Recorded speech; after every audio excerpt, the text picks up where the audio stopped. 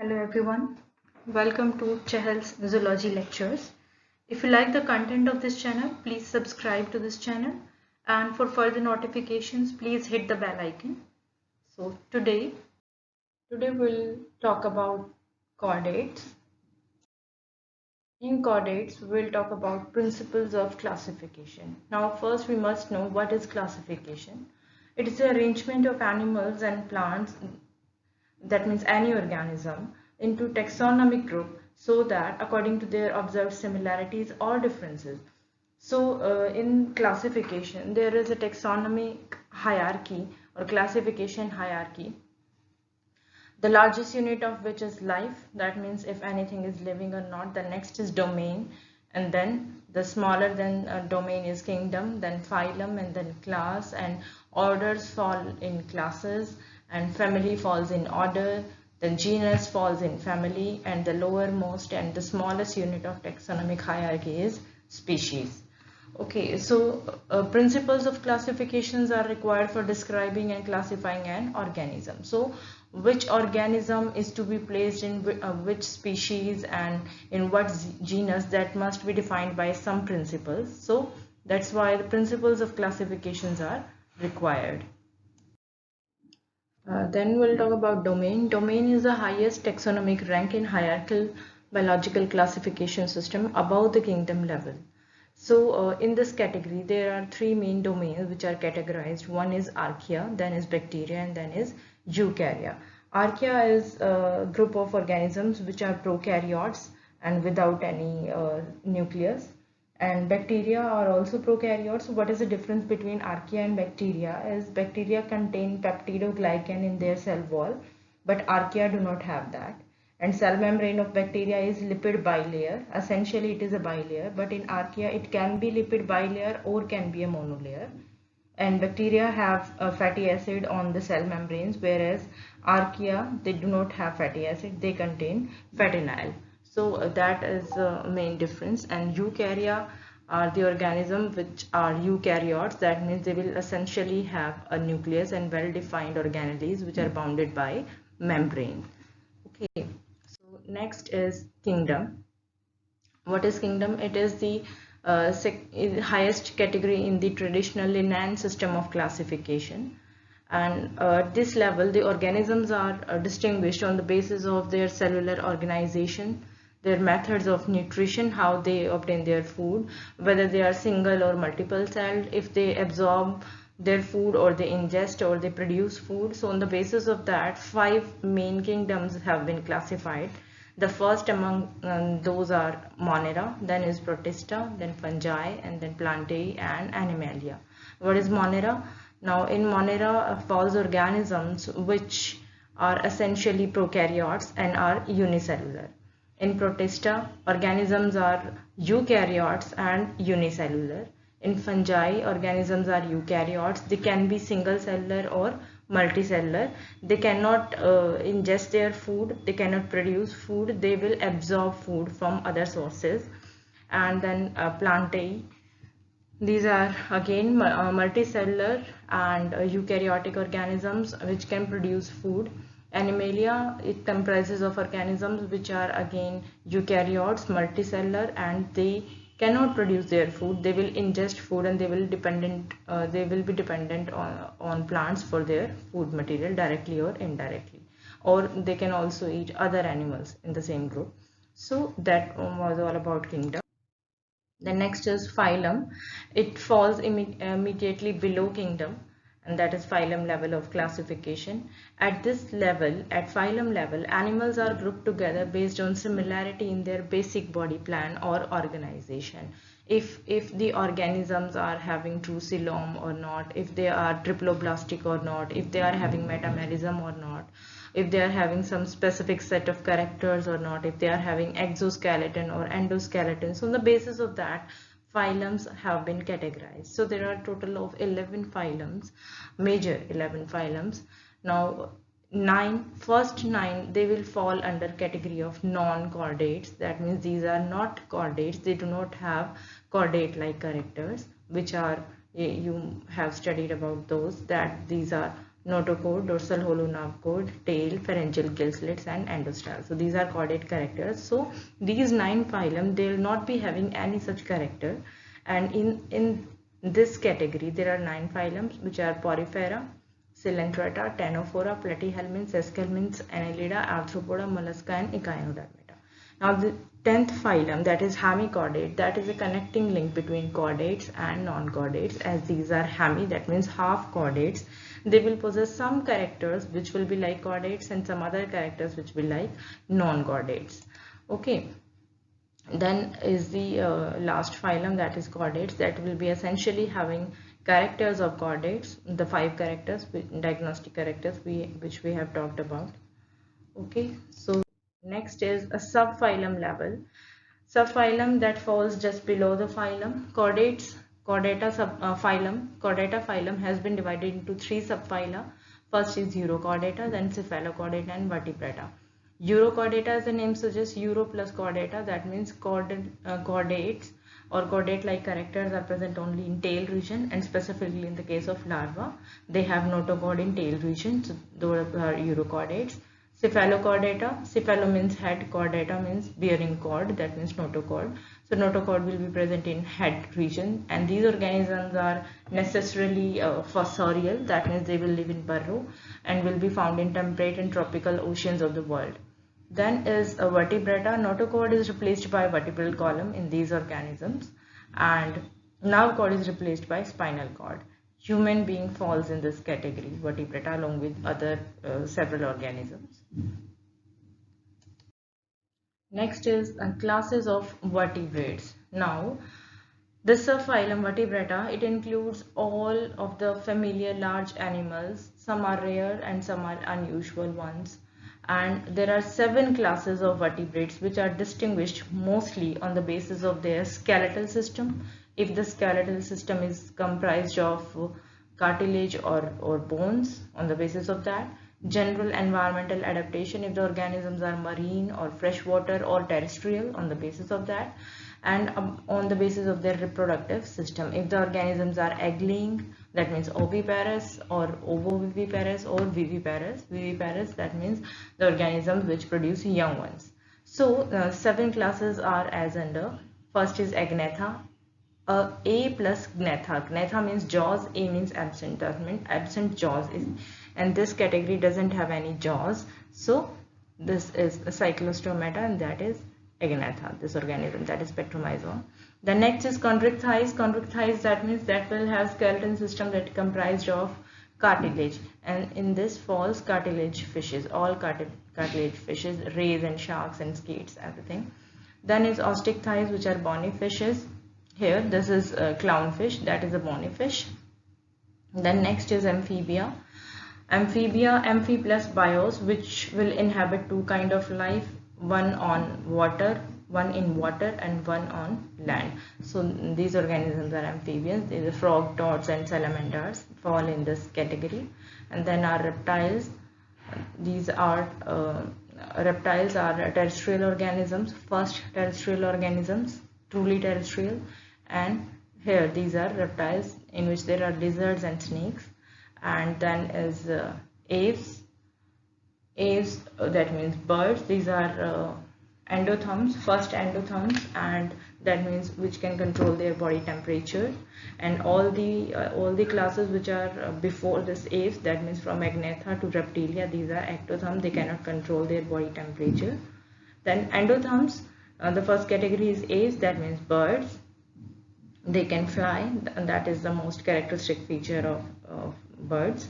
The next is Mammalia. You can see here is a raccoon family, and that falls in mammals. So these are also endotherms. So this was all about the classes, how classes can be classified. Then mammalian subclasses and infraclass. So Mammalia is a class, and it can be further divided into subclasses and infraclasses. So Mammalia is divided into 2 subclasses. One is Theria and other is Prototheria.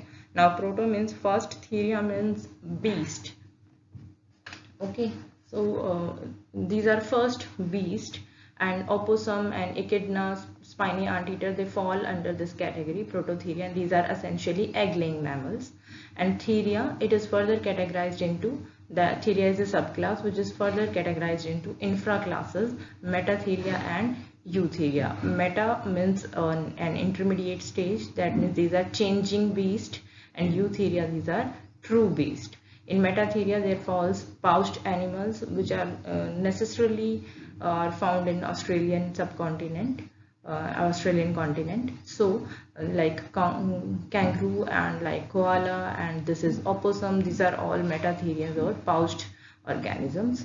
And Eutheria are true beast, and these are placental organisms like dolphins and like monkeys and zebra and and like human beings. These are all eutherians. Okay, then there is a flow chart of classification of chordates. So chordata is the phylum. You can see here, this is phylum chordata. It is divided into three subphylum: Urochordata, Cephalochordata, and Craniata, and which is also termed as vertebrata. Now Euro, as we have discussed, Urochordata, that means chordate-like characters in tail region. Cephalochordata, that will be having notochord up to head region, and Craniata or vertebrata, that means notochord is converted into vertebral column. Vertebrata is grouped under Craniata, that means which will be having cranium. Cranium is brain box, that means skull. Skull has been formed in vertebrates. And these two subphylum, Cephalochordata and Urochordata, they have been categorized under either you can say group Protochordate, that means first chordates, prevertebrates which are present before vertebrates, that means acraniata, absent craniata, no skull, invertebrates which are not vertebrates. So sometimes non-chordates have been said to be invertebrates, but that is technically wrong. Invertebrates are these two subphylums, Cephalochordata and Urochordata. These are termed as invertebrates because they do not have vertebral column. What is the logic of calling non-chordates and as invertebrates? Because vertebrata always falls after having chordate-like characters. That means first you have to have notochord, even only after that you can be vertebrate or invertebrate, if that notochord has been converted into vertebral column or not. So only these two subphylum are truly invertebrates, and those 9 phylums are non-chordates. Those are not invertebrates. Also Urochordata has been further classified into classes Acidaceae, Thaliacea, and Larvaceae. Cephalochordata has a class Cephalochordata. Some authors have also named as this class as Leptocardi. So there are two different names, but and these numbers, these are showing the number of species which are present. So in chordates, total species, number of species is 64,500, and acraniata, that means Urochordata and Cephalochordata combinedly they will be having 2,500 species. Cephalochordates there are having 25 species in total. Vertebrata is having 62,000 species. Now this vertebrata is further divided into classes, 7 classes, starting from Cyclostomata, chondrichthyes, that means cartilage fishes, then osteichthyes, then amphibia, then reptilia, then aves, and mammalia. Now these chondrichthyes and osteichthyes, these are further grouped into supraclass, which is Pisces, that means fishes, all fishes, and the total number of species is 31,000 in Pisces. Amphibia, that is having 6,500 species in total, and reptilia is having 9,000 species. Aves are having 10,000 species. Mammalia, till now we know 5,400 species. This number of species is approximate number because these are changing continuously. Some are being extinct, some are discovered daily. Okay, so these classes starting from amphibia up to mammalia, 4 classes: amphibia, reptilia, aves, and mammalia. These falls under the supraclass tetrapoda, that means 4-leg organism. So these are tetrapoda. Further, from cyclostomata to amphibia, the organisms are grouped under division Amniota. That means they do not have amnion. And from reptile onwards up to mammals, these are termed as amniotes. They are having amnion. We'll talk about this amnion in next lecture in detail. Then there are certain sections like Cyclostomata falls under Agnatha without jaws, and all other classes, 6 classes starting from chondrichthyes up to Mammalia, these fall under Gnathostomata, that means jawed organisms which have jaws. So this was all about classification of chordates. Next we will talk about basis or basics or principles of classification. So there are 5 basic principles for classification. First is morphological basic, and then is anatomical basis, third is embryological or you can say developmental basis, and the fourth one is evolutionary or phylogenetic basis, and the fifth one is molecular basis. On these 5 main principles, organisms are classified into different categories which we have talked about, starting from species up to domain. Now, first of all, we'll talk about morphological basis. Now, when organisms are classified into different groups by judging the degree of apparent similarity or differences, that means whether 2 different organisms or a group of organisms, they possess some similarity, apparent similarity which is visible, or they have some differences. On the basis of that, organisms are defined and classified into different groups. More the degree of similarity, closer will be the relationship. Okay, so the organisms which will be having closer relationships, they will be placed into same group. That means that group can be very broad with different kind of organisms. Okay, so like let us take an example. Like all animals with hair, they fall under class mammals. Okay, and animals with feathers, they are necessarily in the class aves. On the basis of differences, organisms can be placed in different groups. So on the basis of major similarity, they are placed in one group, and that group is further categorized into different subgroups in which that organisms will be classified on the basis of their differences. Like all the mammals which have all the organisms which have hair will fall under class mammals, but this class mammal, it is further divided into orders. So depending upon their other features or the differences of the organism which fall under this class, commonly if they still have they must be having some differences. On the basis of that difference, they will be further divided and categorized into different orders. Let us take example of this organism.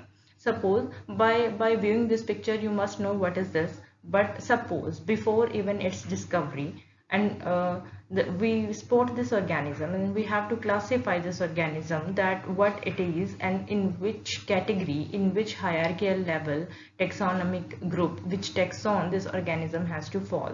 So we have to observe it closely.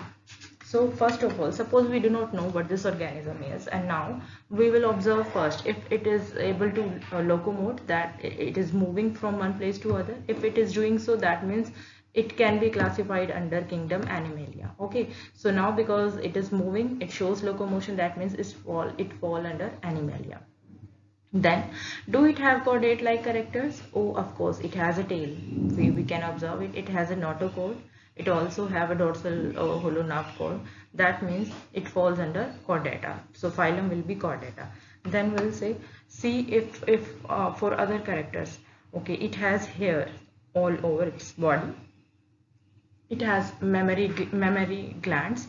Okay, so that means it will fall under the class Mammalia.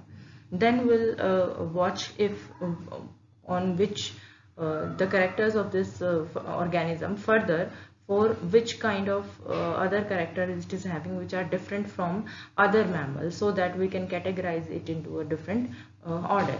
So we observe that this organism has large canines.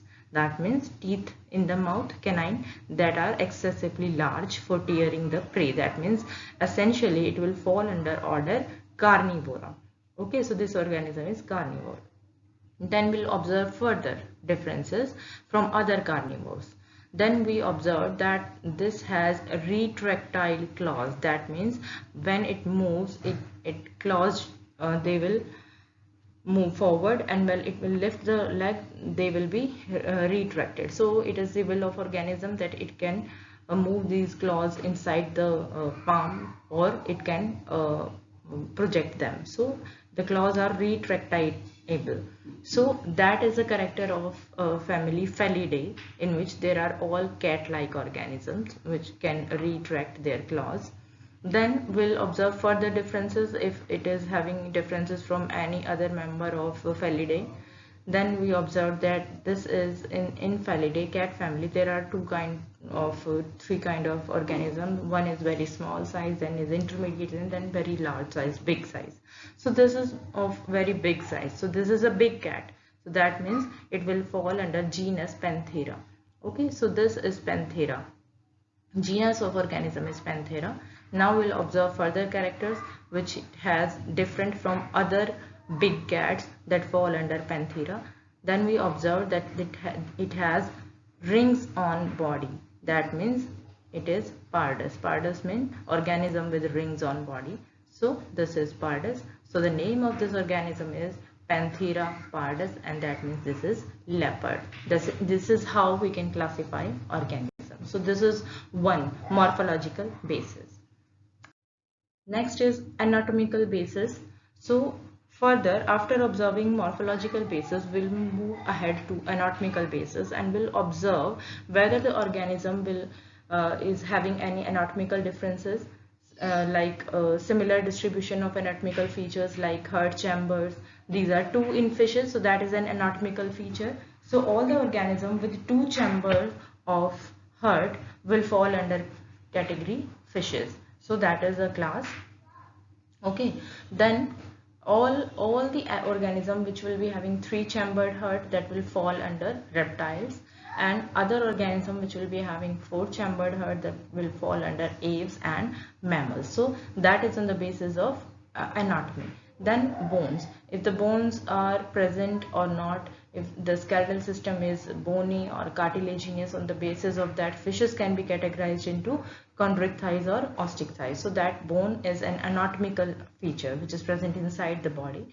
Then nerves, distribution of nerves. If some organism will have same basic distribution or plan, so that will fall under same category. Like all the vertebrates, they have similar basic plan for nerves as well as for blood vessels. So they will all fall into same category vertebrata. Now the next step is to determine if only these similarities are because of a common ancestor or by chance. Okay, so if these organisms, they possess a common ancestor in the past, or these similarities are solely by chance, so that is a factor we must know about. So another anatomical basis, you can there is one more example of ear. In the case of fishes, there is only internal ear. Okay, that is termed as membranous labyrinth. In case of amphibians, middle and internal ear. Okay, so organisms with internal ear, they can be classified into fishes, under fishes. Those organisms which have middle and internal ear, they can be classified as amphibians. Those organisms which have external ear poorly developed and middle and internal ear well developed, they can be classified under reptiles. And aves, which kind of organism can be classified as aves? Which have external, middle as well as internal ear. Okay, so those organisms will be classified as aves. And if organisms have external ear, middle ear and internal ear along with pinna, that is an external cartilaginous structure, so that will help the organism to perceive sound wave from any direction, so that will help in perceiving. So that kind of organisms which will have all of these three ear, internal, external and middle along with pinna, that will fall under the class Mammalia. So all this classification is on the basis of anatomical basis. Okay, more such example. So suppose by viewing only morphological feature which may look like alike and perform the same function but doesn't share a common ancestor, as we have talked about in the previous slide, that we must know whether the similarity is because of a common ancestor or it is because of chance factor only. So if you see an insect and you see a bird, you might think that these organisms, they will fall under the same category because both have wings and they both can fly. But these are analogous organs and they do not have any common ancestor. These are structurally similar only from morphology. So anatomical basis is must to check for any morphological feature. So you can see here that wing of insect, that is a membranous structure only integumentary, and wing of bird, that is a hard structure with bones inside and has a basic plan and with feathers on it. So these are anatomically different structures, and such structures are called analogous organs, which have approximately same morphology and same kind of function, but they do not share a common ancestor. So that is a misleading similarity. So confirmation with the help of other principles is must. You do not solely categorize any organism based on one single principle. We are talking about 5 principles here: morphological, anatomical, developmental, phylogenetic, and molecular. So all of these are important, and after viewing one basis, you must confirm the fact by following other bases also, other principles also. Now there is another term, that is homologous organs. You can see these are anatomical features of different organisms that may have different appearance externally and may have different functions, but they will have same basic plan, as these are inherited from a common ancestor. Okay, so you can see the 4 limbs of these organisms, of bat, of whale, of cheetah, of man.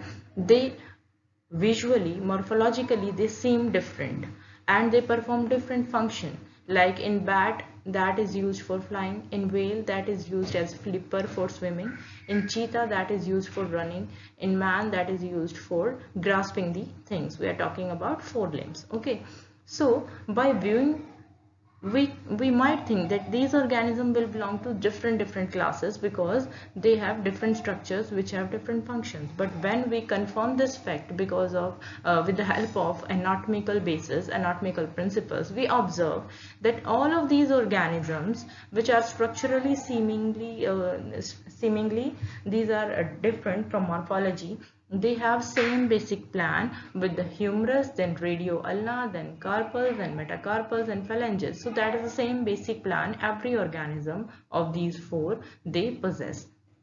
In fact, you can say that every chordate have this kind of plan.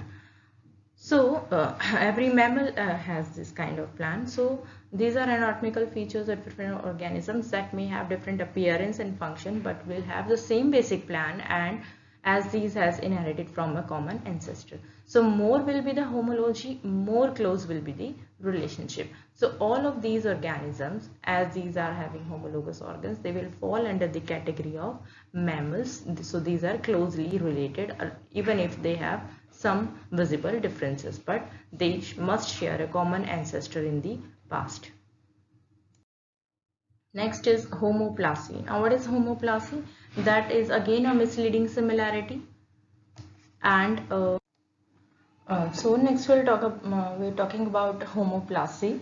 So what is homoplasy? That is there can also be some known homologous structural similarity between species, and in such cases the common ancestor did not have the same anatomical feature as its descendants have. So instead, the similarities may be due to independent development in the new separate evolutionary lines. So such misleading similarities are called homoplasies. Homoplastic structures, they can be result of parallelism, convergence, or by chance. You can see here this analogy is by chance. That means 2 organisms can have same kind of structure and same kind of function just because of by chance, and that such phenomenon is termed as analogy. Then that means there is no common ancestor.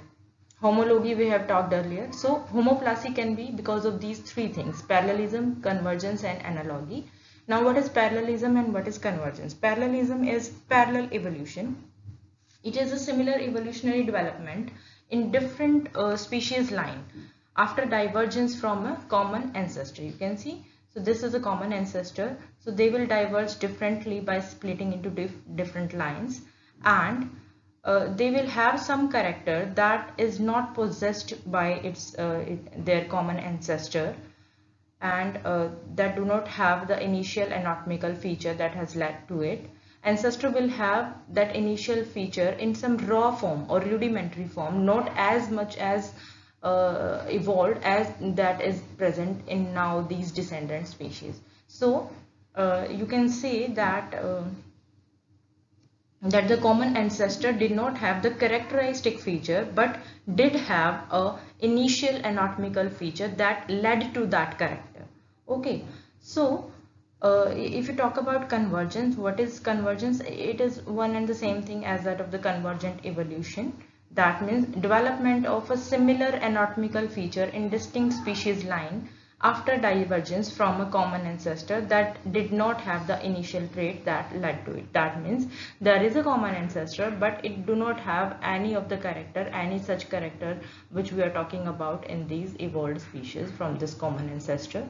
So these are having same character but that was not present in this common ancestor. That means that is solely because of the environmental pressure of these two species, which is by chance same in their environment. That's why they have developed the same character. So okay, now what is the difference between this parallelism and convergence? The main difference is that the common ancestor is more distant in case of convergent evolution. That means that is more back in time. So ancestor they have evolved a long distance than that of the parallelism case. This ancestor in the case of parallelism, that is newer, comparatively recent, and that is comparatively more older in time, more distant in time. Both parallelism and convergence are thought to be due to primarily to separate species line experiencing the same kind of natural selection pressure over long periods of time. Okay, so that is the main reason for this parallelism and convergence, and these are evolving into similar these are evolving to have similar characters in both of the cases. That is solely because of same kind of environmental pressure on this species. Now next we'll talk about in detail about parallelism and convergence. You can see then in parallelism there is example of South American monkey here and African monkey. Both of these, they have evolved relatively large body size independently of their common ancestor, which was a much smaller monkey. So their common ancestor was a much smaller species, but these two have evolved into large size, and that is maybe apparently nature has selected for larger bodies of these monkeys on both the continents, that means South America as well as on Africa, during the last 30 million years. That means they must have faced same kind of selection pressure. That's why they have evolved in a similar manner. And if we talk about convergence, so there is example of Australian Tasmanian wolf, or you can say Tasmanian tiger, and that is now extinct species, and North American wolf. Both of these, they have similar appearance and they are predators. They show predatory behavior, whereas this American wolf is a placental mammal. That means that is extinct now, but that was a marsupial organism, Metatheria, that fall under Metatheria, and this is American wolf, that is a placental mammal. Okay, that is Eutheria. So these are in fact these are having different infraclasses, but still they have similar appearance and similar predatory behavior. So that is an example of convergence. Next is developmental or embryological basis. So in a developmental or embryological basis, that means the classification of organisms is dependent upon their developmental history and their embryological stages. So developmental patterns of organisms are used to classify organisms. For example, use of larval stages to determine how non-chordate species should be classified. Like on the basis of observing larval stages, certain organisms have been classified under phylum Echinodermata in spite of their morphological differences, but solely because of larval stages they have been categorized into echinoderms. So certain developmental characteristics also help to define larger group of organisms, like development of all amphibians require aquatic environment. That means organisms whose adult can live equally well on land also, but for their development, for their reproduction, they need water, they need aquatic environment. So all such organisms can be categorized under class Amphibia. So that is a common character which is the developmental character or embryological character, which help in classification of amphibians. So all such organisms which require water for their life cycle to complete, they will fall under the category amphibia. Now there is a principle which is termed as ontogeny repeats phylogeny. That is very important saying in developmental biology, which was given by von Baer. This is also termed as biogenetic law. Now what does this mean? Ontogeny repeats phylogeny. That means ontogeny is developmental history of any organism and phylogeny is evolutionary history of any organism. So it says that developmental history of organism will repeat its evolutionary history from where it has evolved. All the stages will be repeated in the developmental time of organism.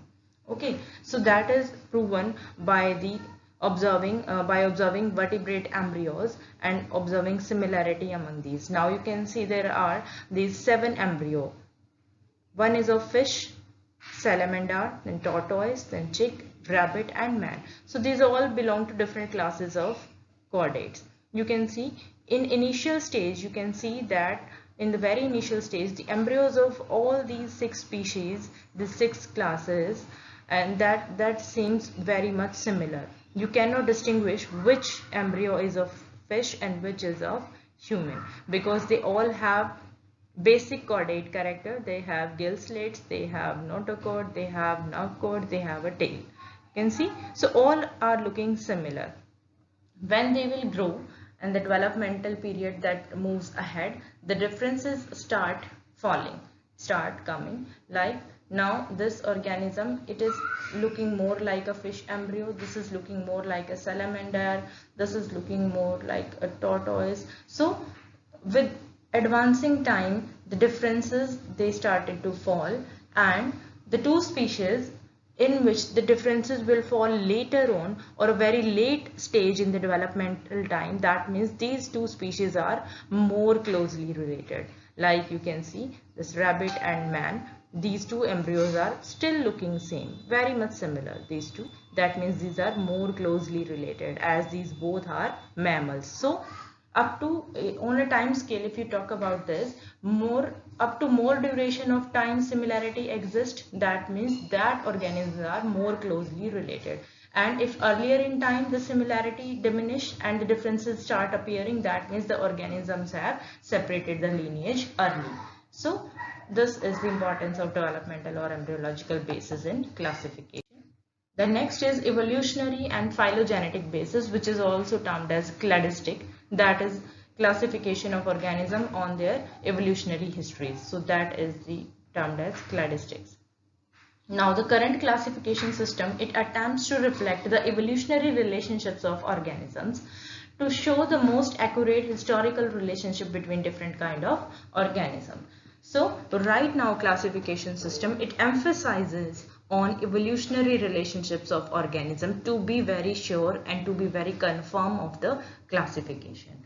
Now that can be done by plotting phylogenetic trees. Now what are phylogenetic trees? These are diagrams which show proposed relationship between different type of organism, okay, which are supposed to have a common lineage in distant past or in recent past. So a flow diagram is formed which will show the relationship between different kind of organism. Now the phylogenetic trees, these are of 2 types. But one can be ultrametric tree and other can be phylogram. What ultrametric trees displays? They displays when evolutionary event has taken place. The time scale where evolutionary event has taken place, that is shown by ultrametric trees. So the vertical distance in ultrametric trees, it shows time. Okay, it shows time scale. If you talk about phylogram, it displays amount of genetic divergence that occurred between lineages since last ancestor. Okay, how much genetic divergence, how much dissimilarity has occurred between the lineage since the last common ancestor has split it into 2 lineage. Now the vertical distance in phylograms, that shows the genetic divergence. Okay, in ultrametric trees, the vertical lines, they show time. In phylograms, the vertical lines, they show genetic divergence. So that is the difference between these 2. So here This is ultrametric tree and this is phylogram. Now you can see in ultrametric tree, here has been shown the time scale. Here has been shown the time scale. This ultrametric tree, it shows the lineage separation of Drosophila up to human being. How from Drosophila human have been evolved and how these two have a common ancestor. So approximately here you can see it is approximately 55 or 50 to 60 no, that is millions of years ago. Okay, millions of years ago, the lineage has split into Drosophila, and other lineage has given rise to further splitting. It has evolved. One lineage goes to Lanceolate, and other again it split into. Then it has a common ancestor, and that will again split into fish, and then it has again given us another lineage which will have a common ancestor, and it will again split into amphibians, again a common ancestor which will split into birds, and then again a common ancestor which will split into human, again an ancestor which will split into rat and mouse. Okay, so this is how lineages have separated. And here this vertical line, it shows the time. So you can see that lineage of human and lineage of Drosophila, it has separated millions of years ago on the time scale. You can see. Okay, but the most recent lineage diversification is of rat and mouse. They have most recently separated their lineage. You can see they have separated their lineage in Cenozoic era. You can see here. Okay, so as these vertical lines are shorter, that means they have diversified recently. And after, then second recent will be human and mouse, and both of these are mammal, of course. And then third recent is bird and human, and then is amphibians, and this whole lineage which comprises of bird, human, rat and mouse, and so on. Fish and amphibians, they have separated their lineage at the initiation of Paleozoic era. So these vertical lines, they show the time scale. More longer the line, more distant is the relationship, or more distantly in the past the lineage has separated. Okay, if you talk about phylogram, so this is showing genetic divergence. Longer the line, more will be the genetic divergence or genetic dissimilarity among the organisms. Okay, so you can see, so rat and mouse, that is having less genetic dissimilarity in comparison to human and rat and human or mouse. But and this common lineage, it will have more genetic dissimilarity. You can see. An amphibian and this common lineage, it has more genetic dissimilarity. That means these are genetically more distinct. As you can see, amphibian is a separate class, and mammal is a separate class, and aves is a separate class. So here it is phylogram, and these longitudinal lines, vertical lines, so these vertical lines, they will show genetic divergence or genetic dissimilarity.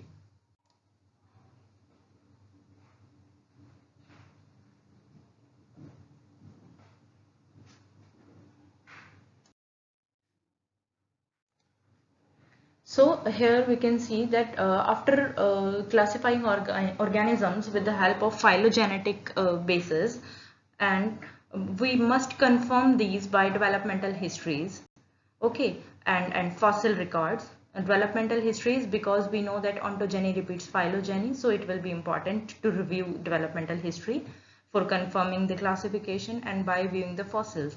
Now missing links are found in fossils. Missing link are organisms which were connecting link between two separate groups, but are extinct now.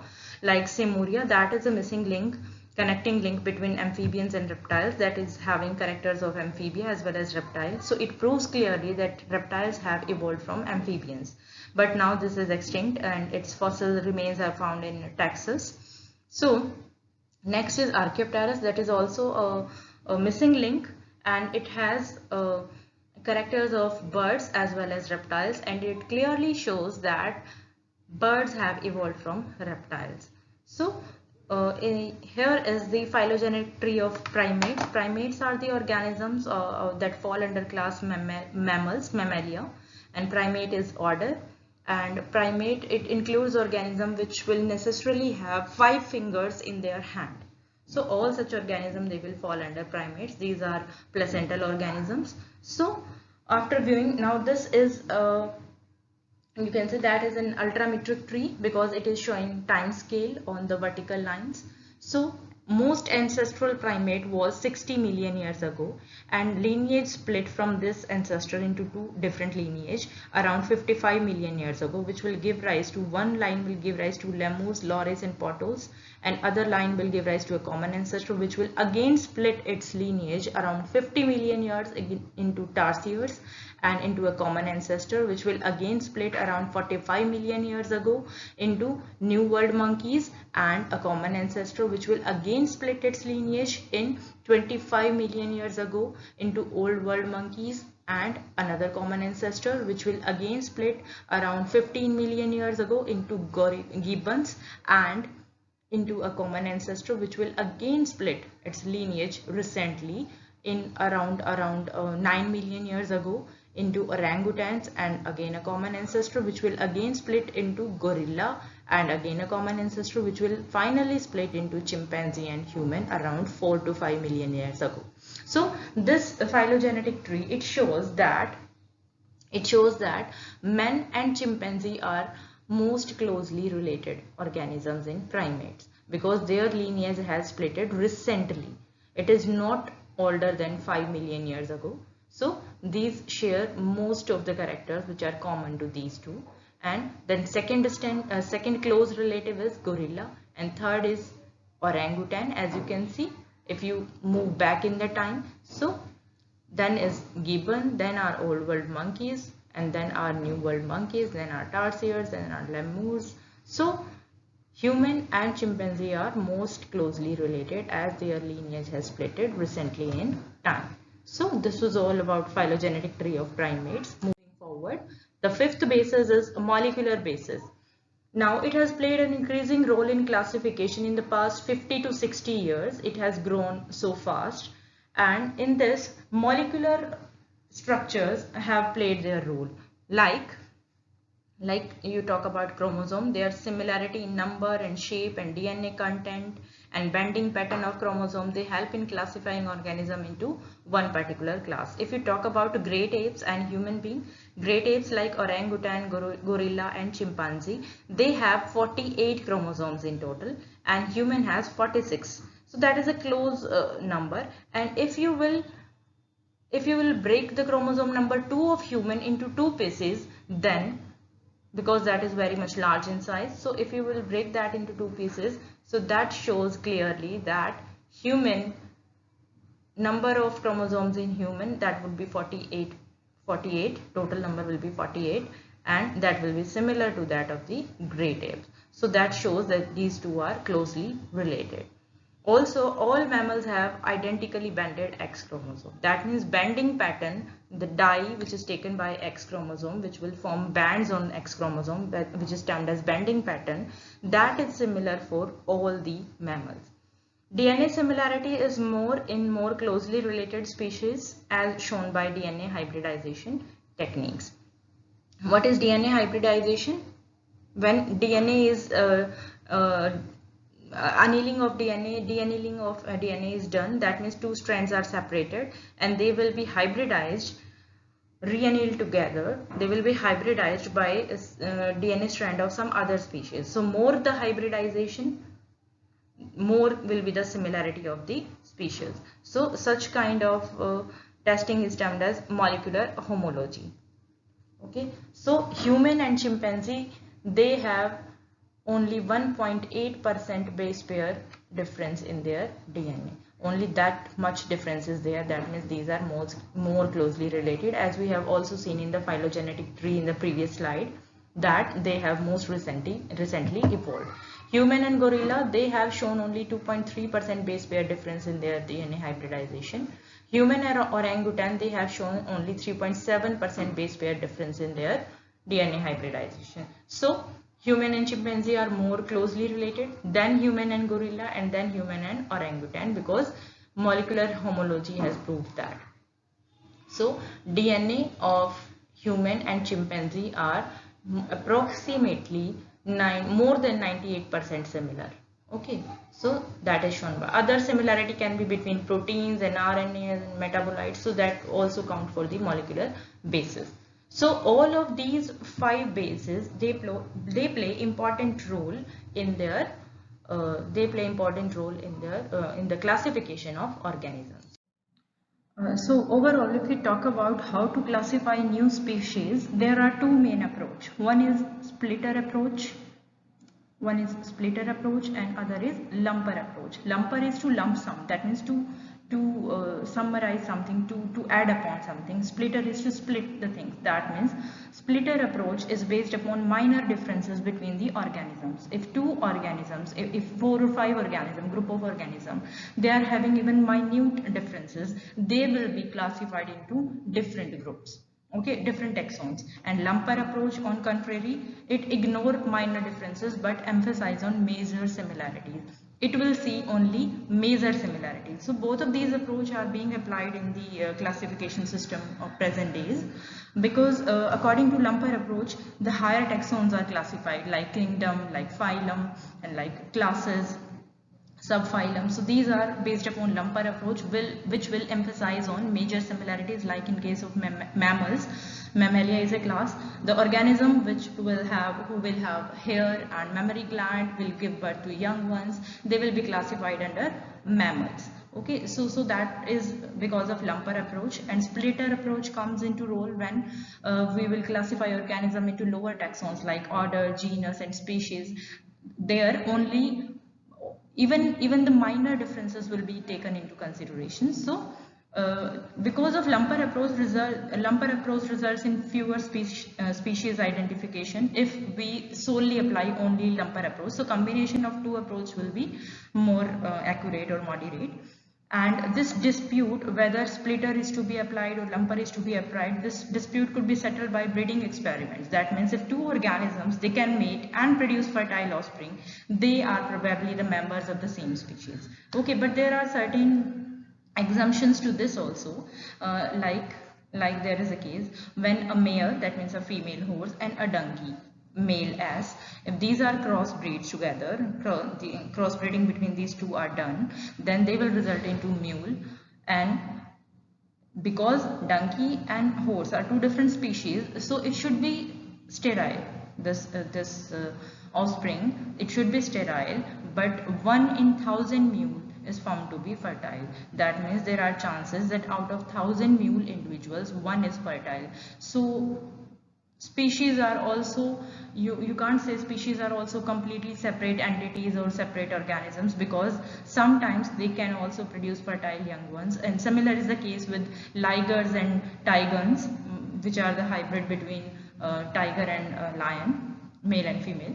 Okay, so those are also fertile. So now what we can say about the species concept. So there are some say some misunderstandings and some you can say not misunderstanding, there are some exceptions. Okay, so these exceptions these exceptions into consideration, both of these approach, splitter as well as lumper, these are being applied into classification of new species.